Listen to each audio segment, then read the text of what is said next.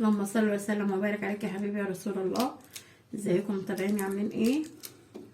النهارده جايه لكم بقى بوصفه حلوه الفول الحراتي الجميل ده، بما اننا بقى ما شاء الله امشير خلص وفي شهر برمهات زي ما اجدادنا كانوا بيقولوا زمان.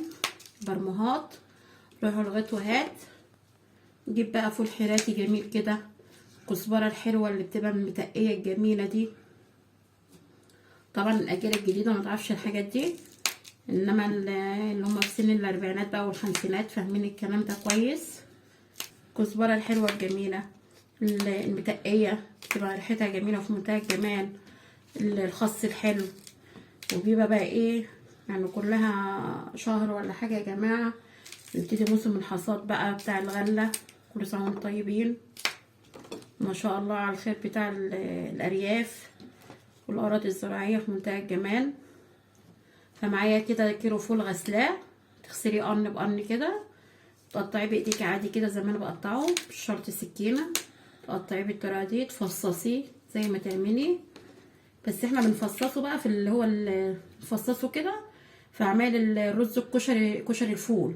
هبقى اعمله لكم مره معاكم، بس انا دلوقتي هعمل لكم طريقه حلوه قوي تاكلها بعيش جنب ليمونه مخلله، جزرايه مخلله، اي حاجه ممكن يتحط كمقبلات للاكل.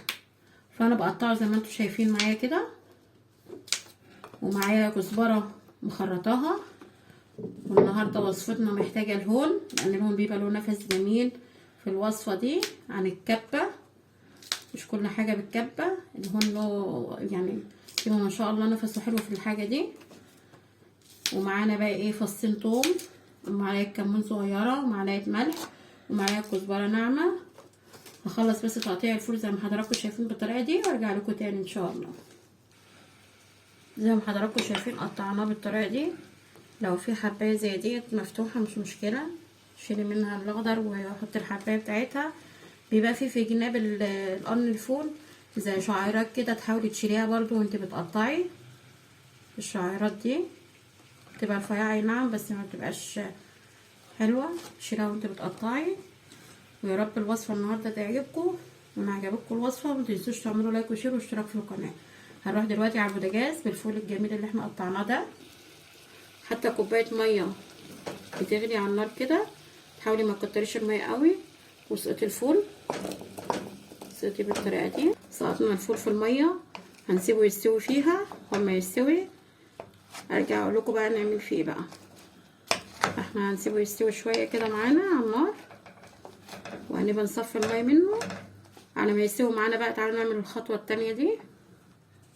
معايا الهون القمر ده، هحط الفصين الثوم، واروح نازله بقى بالخضره معايا كده. كزبره غسلاها ومخرطاها، احطها كده، واحط عليها الملح والكمون والكزبره المطحونه، الكزبره الناعمه، واقطع بقى ناعم، ادق كده وانعمها.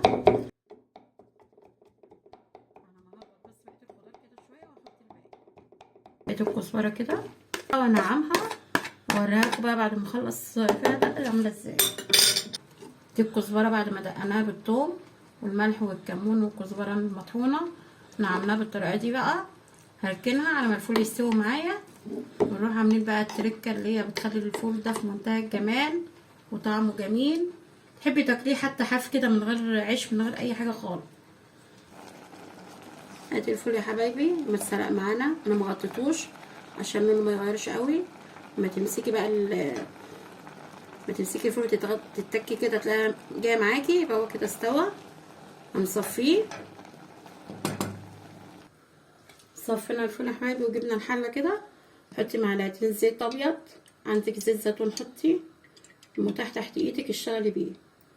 انا هحط معلقتين زيت ابيض كده يسخنوا معايا كده. الزيت سخن معانا، هنزل بالكزبره والثومه اللي انا دقيتها.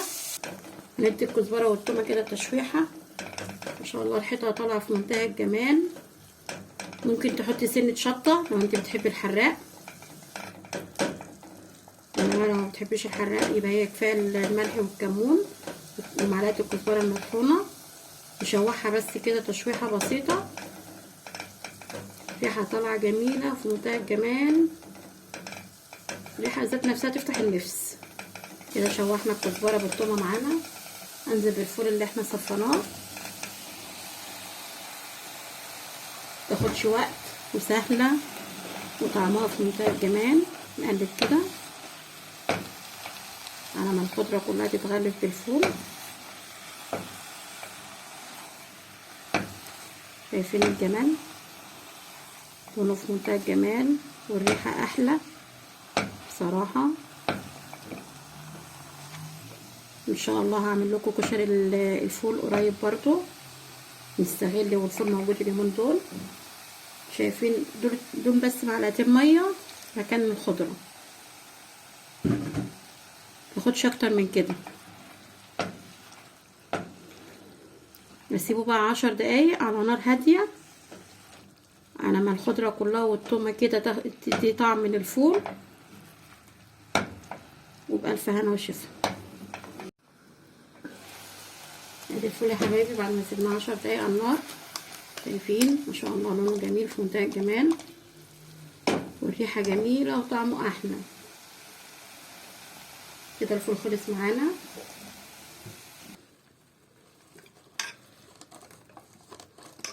ده الفول اللي هو بالكزبره والثوم، جربوه هيعجبكم ان شاء الله. في منتهى الجمال، ريحته حلوه. تاكليه بقى جنب رز ابيض، جنب عيش بقى وخياره مخلله او ليمونيه مخلله. طبق في منتهى الجمال، مخدش وقت معانا، مش مكلف. كيلو الفول دلوقتي، كيلو الفول عندنا ب10 جنيه. لو انتم من اي بلد تانية قولولي عندكم بكام. وكتير اليومين دول زي ما احنا قلنا في اول الفيديو ان احنا في شرم برمهات بيبقى الخضار برضو فيه كتير. الفول الحراتي بقى والخس والكزبره والخس وز. وفي نوع تاني كده اسمه الجعجيط. الناس القديمه عارفه الكلام ده كويس، انما الاجيال اللي طالعه ما تعرفش الحاجات دي. ده بقى يعني امهاتنا بيحبوا الاكله دي، بيعشقوها. اتمنى ان الفيديو يعجبكم، ما تنسوش تعملوا لايك وشير واشتراك في القناه.